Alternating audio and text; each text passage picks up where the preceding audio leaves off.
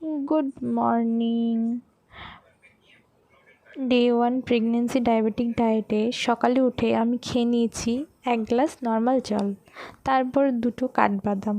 অনেকে সারা রাত ভেজানো কাঠবাদামটা পছন্দ করে, কিন্তু আমি এভাবেই খেতে পছন্দ করি। এরপর ব্রেকফাস্টে ছিল 2টো রুটি, 1 বাটি সবজি, একটা ডিম এবং একটি মোসাম্বি লেবু। তারপর লাঞ্চে আমি খেয়ে নিয়েছি 1 বাটি ভাত, 1 বাটি ডাল, ছানার বড়া, পাঁচমিশালি তরকারি, একটি ইলিশ মাছ, স্যালাড আর পাতিলেবু। সন্ধ্যায় খেয়েছি 1 কাপ চিনি ছাড়া চা, টোস্ট করা 2টো ব্রাউন ব্রেড, অ্যান্ড দেন রাতে ডিনারে ছিল চিকেন স্যুপ।